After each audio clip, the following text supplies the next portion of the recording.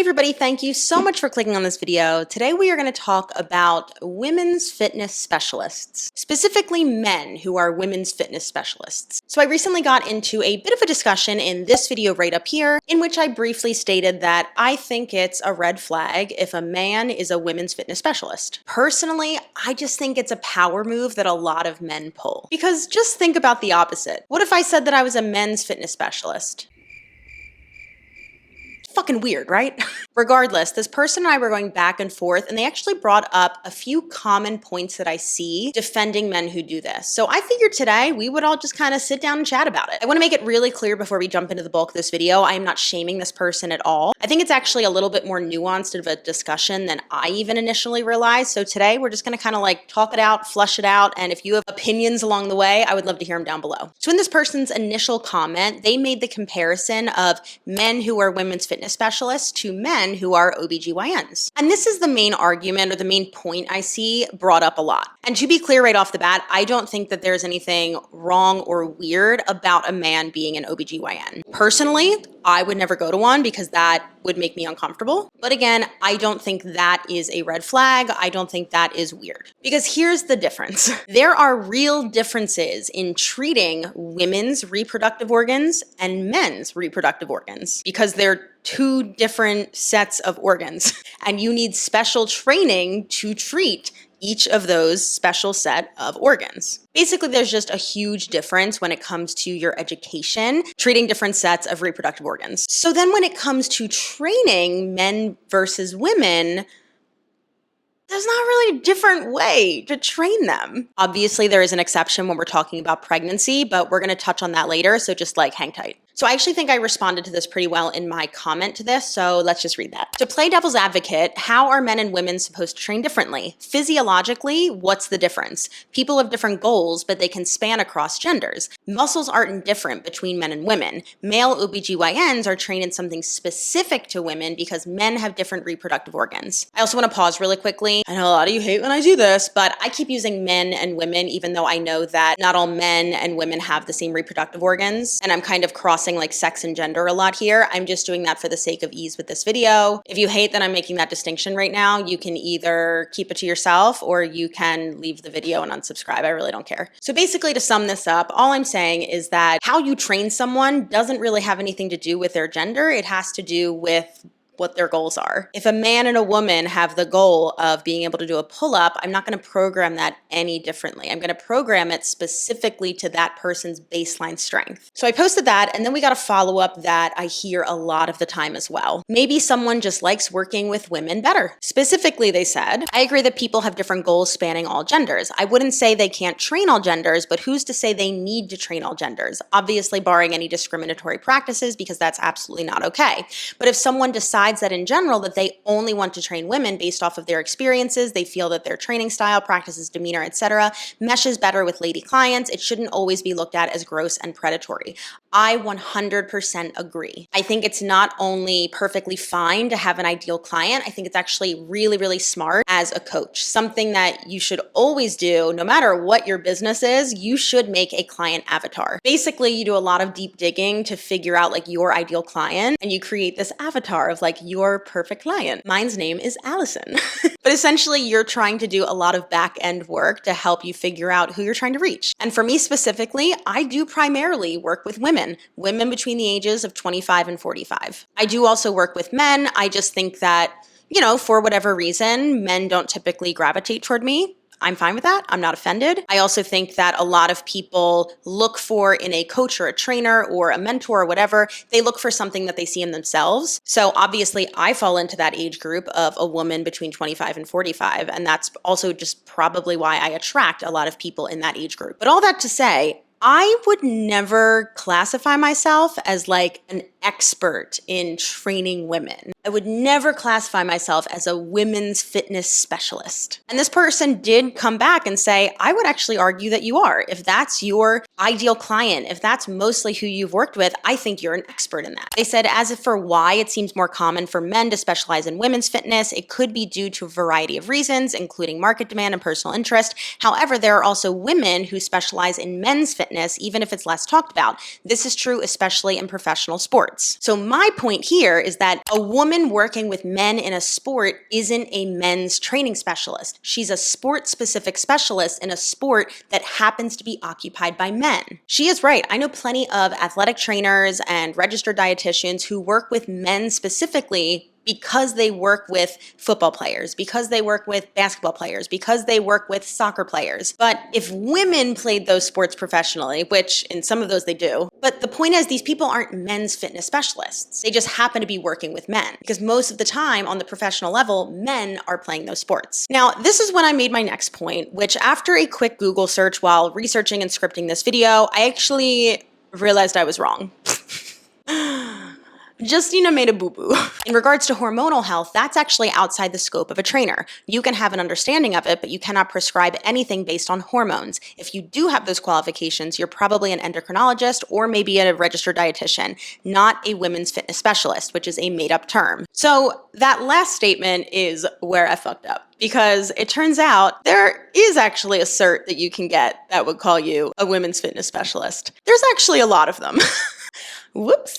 I actually took the time and looked through a lot of the different curriculums online, but I think that NASM's actually gave us like the best, most in-depth overview of kind of what to expect. So we're going to look at it together. Dude, I don't know why, but I always feel like, Jesus Christ, I always feel like I'm going to get like my identity stolen whenever I go on NASM's website. There's so many pop-ups. All right, so the women's fitness specialization. Deliver safe and superior results to all of your female clients. Women's fitness needs change during different life stages, and in this specialization, you'll learn how to tailor your training and coaching to support all of your female clients. As a result, you'll help them achieve better results and empower more women to discover stronger, healthier versions of themselves. Cool. We're gonna go down and look at the curriculum. And this is nice because it kind of goes through the different chapters. So we talked about current status of women's health, neuromuscular, skeletal, cardiorespiratory, and endocrine considerations, hormones and weight control, pregnancy and postnatal considerations, menopause considerations, fitness assessments for women. The fuck is different there? Okay, so there's some prenatal and menopausal modifications, flexibility training for women. Honestly, it seems like most of this is like kind of a mini pre and postnatal course and like a little bit of touching on menopause. I will say like some of this seems useful. But like even this one, it's like resistance training for women. It kind of paints this picture of like women need to train differently than men. But then when you do the drop down, it just talks about like this chapter will tell you why it's a vital component of women's exercise programming while understanding how to apply guidelines and modifications to help clients achieve their goals. Like I don't know what, unless you're pregnant or you're recovering from pregnancy or you're in menopause, but even then, like, it's not that different. Like, you don't really need to train any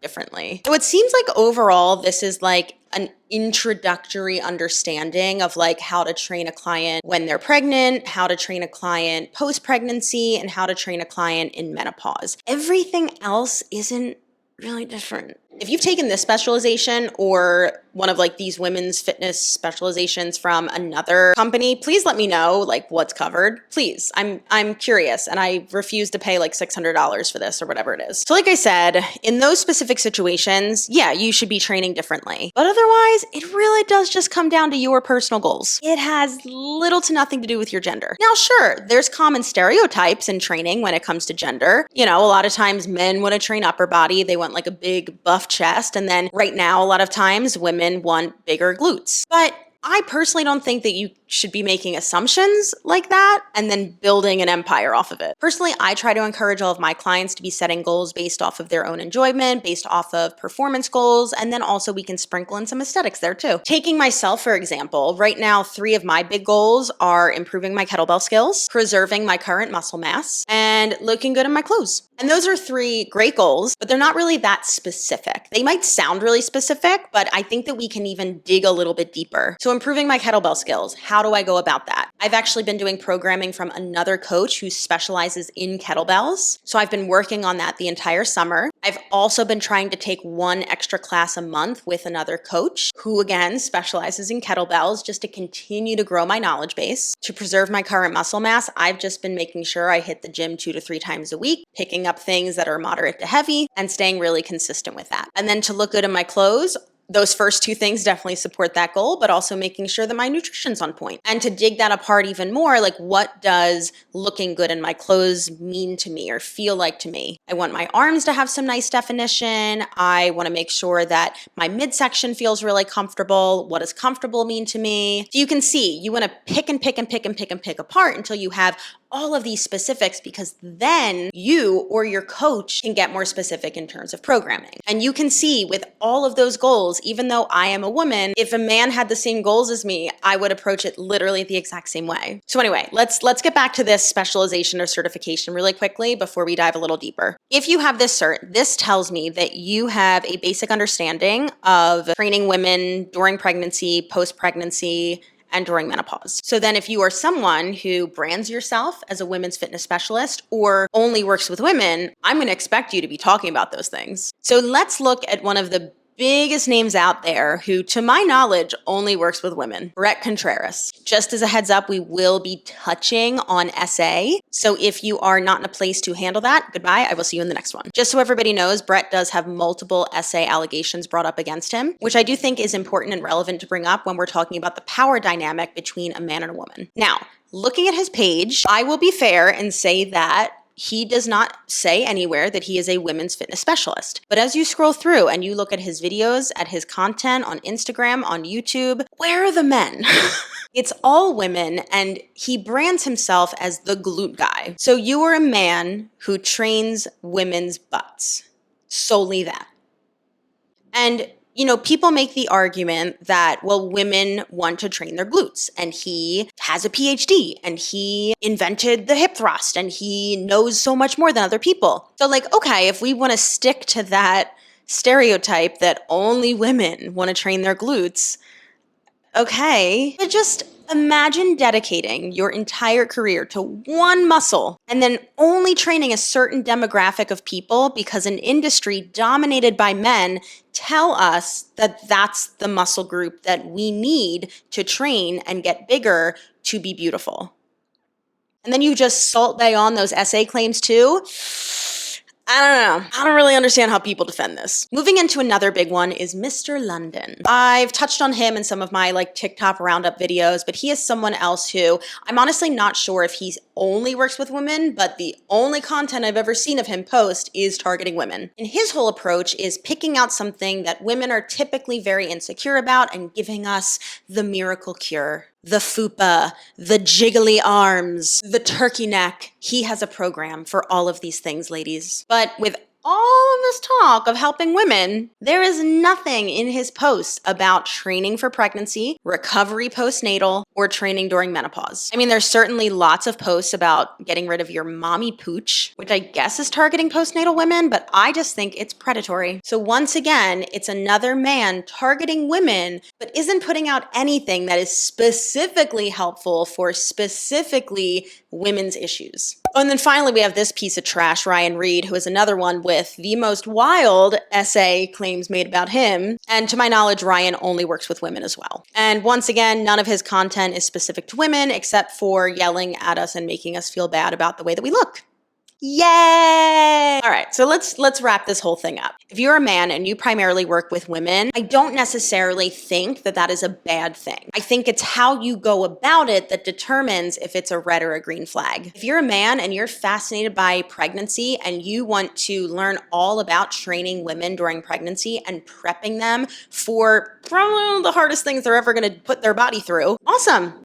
Honestly, get a better certification than whatever this is. Get a real pre and postnatal training cert. The one I have is Pronatal Fitness. Highly recommend it. It's always linked down below. But if you're fascinated by that and you love training women through pregnancy, making them feel strong and powerful and capable, hell yes. I don't think that's weird at all. And I know a lot of people will jump back and argue a man will never know what it's like to give birth to a child, so they shouldn't be training people who do that.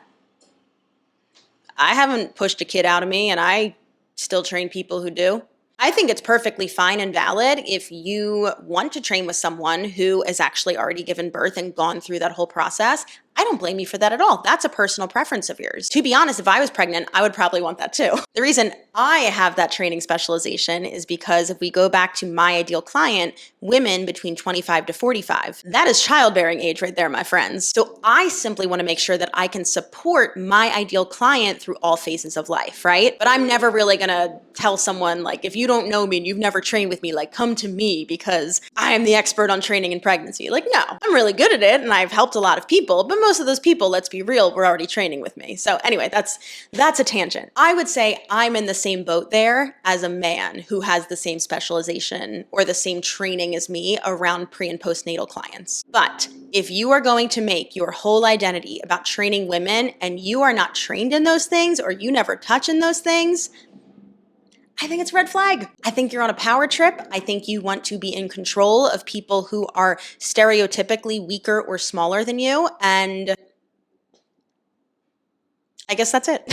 If you have not subscribed yet, make sure you do so you do not miss out on the future videos, and I'll see you in the next one.